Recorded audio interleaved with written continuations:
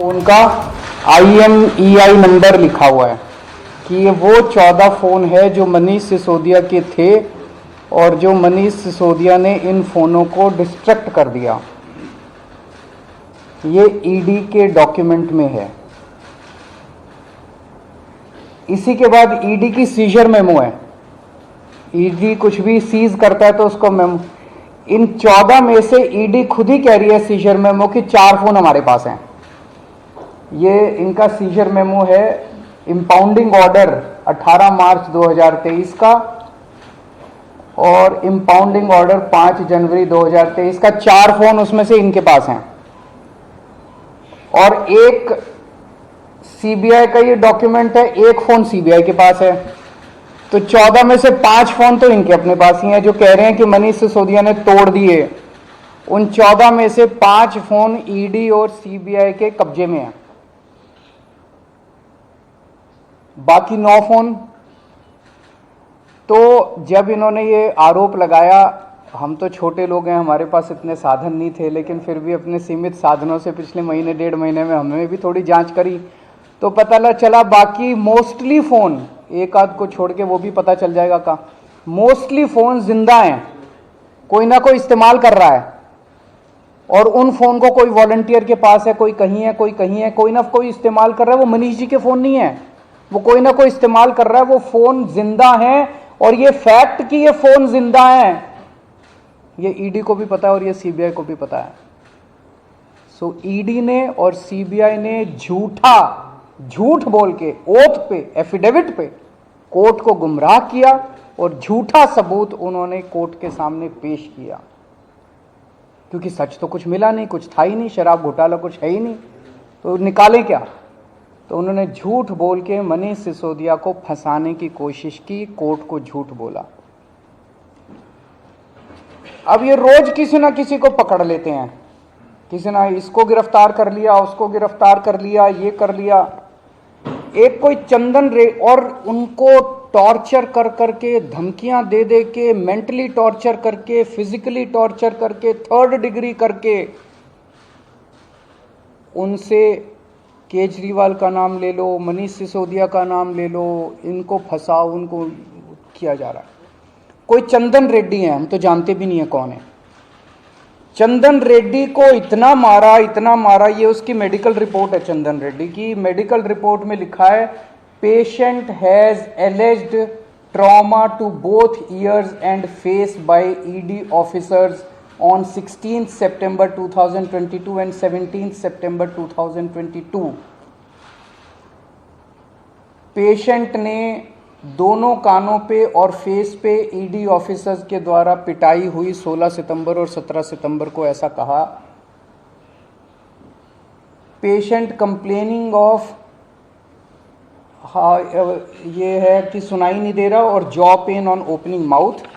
और इन्वेस्टिगेशन पे पता चला right ear mild to moderate mixed hearing loss, left ear severe to profound mixed hearing loss.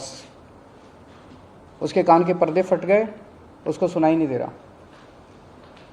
ऐसा चंदन रेड्डी से ED क्या उगलवाने की कोशिश कर रही थी, उसको क्या कहने का दबाव डाला जा रहा था कि उसकी इतनी पिटाई करी कि उसके कान के पर्दे फट गए। उसको किस कागज पे दस्तखत करने के लिए कहा जा रहा था,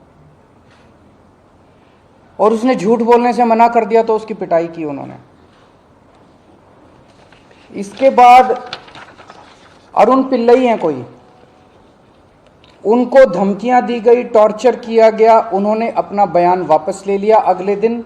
उस दिन तो उनसे कुछ लिखवा लिया, कहीं साइन करा लिया, लेकिन उसके 2-4 दिन बाद उन्होंने कोर्ट में बयान दिया कि मुझे टॉर्चर करके बयान लिया गया। समीर महेंद्रू से टॉर्चर करके बयान लिया गया, उन्होंने अपना बयान वापस ले लिया। मनस्विनी से टॉर्चर करके बयान लिया गया, उन्होंने अपना बयान वापस ले लिया। भूषण बेलगवी से टॉर्चर करके, ये 5 नाम तो मेरे पास ही हैं, पता नहीं ऐसे कितने लोग हैं जिन लोगों को टॉर्चर कर करके बयान लिए गए। ये हो क्या रहा है? एक के बाद एक, एक के बाद एक, एक के बाद एक, जितने लोगों को ये बुला रहे हैं सबको मारते हैं, पीटते हैं, टॉर्चर करते हैं। एक ऐसा व्यक्ति है जिसे एक कमरे में उस व्यक्ति को बिठा रखा था, दूसरे कमरे में उसकी वाइफ को और उसके पिताजी को बिठा लिया, और उसको बोलते हैं कि या तो इस कागज पे साइन कर दे, नहीं तो तेरी पत्नी को और तेरे पिताजी को भी जेल भेज रहे हैं। ये चल क्या रहा है? मैं प्रधानमंत्री जी से पूछना चाहता हूं, ये चल क्या रहा है? जहां कोई घोटाला नहीं हुआ वहां पे कोशिश की जा रही है जबरदस्ती करके, लोगों से जबरदस्ती करके, मार के, पीट के, धमकियां देके बयान लिखवाने की। एक व्यक्ति है, उससे कहा गया कि कल देखते हैं तेरी बेटी, उसकी 2 जवान बेटियां हैं, कल देखते हैं तेरी बेटी कॉलेज कैसे पहुंचती है। ये जांच चल रही है इन लोगों के। एक व्यक्ति है, उसके वकील ने कोर्ट में खड़े होकर कहा कि हमारे मुवक्किल के, मेरे मुवक्किल के ऊपर दबाव डाला जा रहा है कि दिल्ली के पॉलिटिशियंस का, कोर्ट के अंदर खड़े होकर उसने बोला कि मेरे मुवक्किल के ऊपर दबाव डाला जा रहा है कि आप दिल्ली के पॉलिटिशियंस का नाम लीजिए। ये इनकी जांच चल रही है। इस सारी जांच करने के बाद, 1 साल जांच करने के बाद, ये आरोप लगाते हैं कि 100 करोड़ रुपए की रिश्वत ली गई और दी गई। वो 100 करोड़ रुपया कहां है? एक नया पैसा कहां है वो 100 करोड़ रुपया? सब इतनी 400 से ज्यादा रेड हो चुकी हैं। मनीष सिसोदिया जी के घर पे रेड हो गई, इतने सारे दूसरे लोग, वो पैसा मिल है कहां? एक नया पैसा नहीं मिला 100 करोड़ रुपए का, ना कोई ज्वेलरी मिली, ना कोई मनीष जी के घर पे गद्दे भी फाड़ दिए इन्होंने, उनके गांव भी हुआ है, उनके बैंक लॉकर भी छान मारे, कुछ नहीं मिला 100 करोड़ में से। फिर आरोप लगाया कि 100 करोड़ रुपया गोवा के चुनाव में इस्तेमाल हुआ है। जी, गोवा के हमारे जितने वेंडर्स थे जिनसे हमने काम कराया था, सारे वेंडर्स पे रेड मार चुके हैं लोग। सारे वेंडर्स को इन गिरफ्तार कर करके स्टेटमेंट ले चुके, वहां कुछ नहीं मिला, सारी पेमेंट चेक से हुई है हमारी। सारा हिसाब किताब इलेक्शन कमीशन को दिया हुआ, वहां भी कुछ नहीं मिला। गोवा चुनाव के अंदर इनको धेला नहीं मिला, तो पैसा गया कहां? अगर रिश्वत ली तो पैसा गया कहां? अरे पैसा तो तब मिलेगा ना जब रिश्वत ली गई होगी और रिश्वत दी गई होगी। आज मैं इस प्रेस कॉन्फ्रेंस में कह रहा हूं कि 17 सितंबर को शाम को 7 बजे मैंने नरेंद्र मोदी को 1000 करोड़ रुपए दिए थे। कर लो गिरफ्तार उनको। ऐसे तो कोई भी इस देश में खड़ा होकर कुछ भी कह देगा। मैं कह रहा हूं कि नरेंद्र मोदी को 17 सितंबर की शाम को 7 बजे मैंने 1000 करोड़ रुपए दिए थे। गिरफ्तार करोगे इस बेसिस पे नरेंद्र मोदी को? भाई मेरे पास कुछ सबूत तो हो कहने का। कोई तो मैं कहूंगा भाई मेरे पास ये सबूत है, मैंने दिए थे। ऐसे ही कोई कुछ भी खड़ा होकर कह देगा और गिरफ्तार कर लोगे। 100 करोड़ रुपए दिए, 100 करोड़ रुपए दिए गोवा चुनाव। अरे कहां है सबूत? कोई सबूत नहीं है। ये पॉलिसी इतनी शानदार पॉलिसी थी, ट्रांसपेरेंट पॉलिसी थी, जो भ्रष्टाचार खत्म कर देती पूरे के पूरे शराब सेक्टर में। ये इस बात से साबित होता है कि ये पॉलिसी जब पंजाब में लागू की गई, पूरी कॉपी पेस्ट पॉलिसी है, जब पंजाब में लागू की गई तो इस पॉलिसी से 50% रेवेन्यू 1 साल के अंदर बढ़ गया। 50% रेवेन्यू दिल्ली के अंदर इन्होंने लागू नहीं की, करने दी। पंजाब के अंदर इनकी चली नहीं, क्योंकि पंजाब एक फुल स्टेट है। तो मैं मोदी जी को कहना चाहता हूं, मोदी जी अगर केजरीवाल भ्रष्टाचारी है तो फिर इस दुनिया के अंदर कोई ईमानदार नहीं है। मुद्दा भ्रष्टाचार है ही नहीं, मुद्दा भ्रष्टाचार की जांच है ही नहीं, मुद्दा शराब घोटाला है ही नहीं। ऐसा शख्स, देश का प्रधानमंत्री जो सर से लेकर पैर तक भ्रष्टाचार के अंदर डूबा हुआ है, उसके लिए भ्रष्टाचार मुद्दा कैसे हो सकता है? पिछले मार्च के आखिरी हफ्ते के अंदर मैंने इतने सारे असेंबली के अंदर इतने सारे गिनाए थे भ्रष्टाचार जो इन्होंने किए हैं, इतने भ्रष्टाचार गिनाए थे। इन्होंने तो मेरे को तभी कह दिया था उस दिन, जिस दिन असेंबली में मैंने स्पीच दी थी, शाम को संजय सिंह का मैसेज आया कि अरविंद जी अब अगला नंबर आपका है। कल सत्यपाल मलिक जी ने एक इंटरव्यू दिया, मैं वो सुन रहा था। सत्यपाल मलिक जी ने कहा मोदी जी को भ्रष्टाचार से कोई परहेज नहीं है। ये मैं तो नहीं कह रहा हूं, ये तो उनके अपने गवर्नर कह रहे हैं। सत्यपाल मलिक जी कौन है? सत्यपाल मलिक जी मोदी जी के बहुत खास लोगों में गिने जाते थे। उन्हें पहले उन्होंने जम्मू कश्मीर का गवर्नर बनाया, फिर उन्हें गोवा का गवर्नर बनाया, फिर उन्हें मेघालय का गवर्नर बनाया।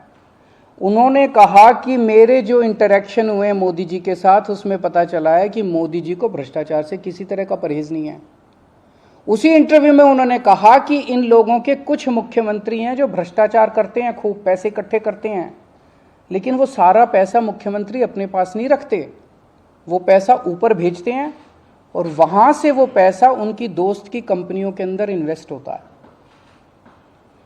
मैंने भी तो इसी तरह का कुछ कहा था अपने उसमें, तो चलो मेरी बात तो नहीं मानी, अब तो गवर्नर इनके अपने गवर्नर कह रहे हैं। तो ऐसा व्यक्ति जो इतना भ्रष्टाचार कर रहा है उसके लिए भ्रष्टाचार मुद्दा हो ही नहीं सकता, उनके लिए भ्रष्टाचार मुद्दा थोड़ी है। तो फिर ये आम आदमी पार्टी के पीछे क्यों पड़े हैं? 75 साल के भारत के इतिहास में किसी एक पार्टी को इतनी बुरी तरह से टारगेट नहीं किया गया जिस तरह से आम आदमी पार्टी को ये लोग टारगेट कर रहे हैं।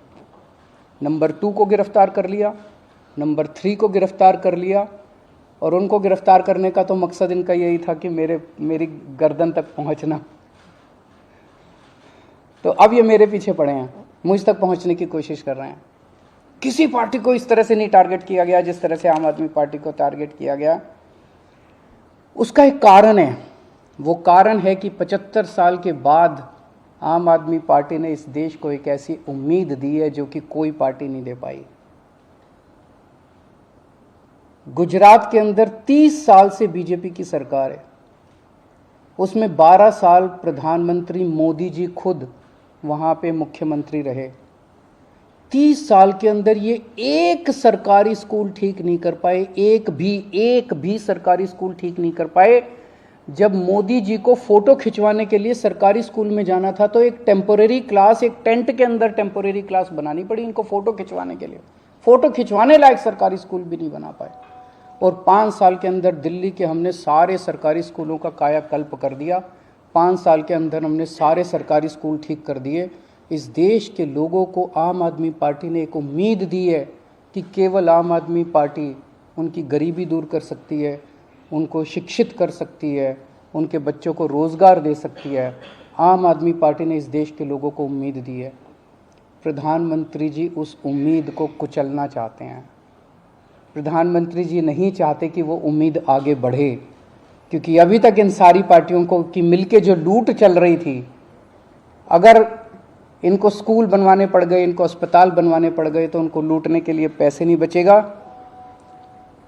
तो कल इन्होंने मेरे को बुलाया है, मैं जाऊंगा कल सीबीआई में, और मैं फिर से अंत में यही कहना चाहता हूं कि प्रधानमंत्री जी, अगर केजरीवाल चोर है, केजरीवाल भ्रष्टाचारी है, तो इस दुनिया में कोई ईमानदार नहीं है।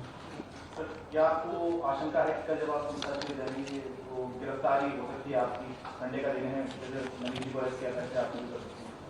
भाई ये बीजेपी वाले तो मैं कल से देख रहा हूँ प्रेस कॉन्फ्रेंस कर करके यही कह रहे हैं कि केजरीवाल को गिरफ्तार करेंगे। तो अगर बीजेपी ने सीबीआई को ऑर्डर दे दिए हैं कि गिरफ्तार करना है, तो फिर सीबीआई उसको नकार कैसे सकती है? बीजेपी के ऑर्डर तो मानेंगे वो लोग। Thank you.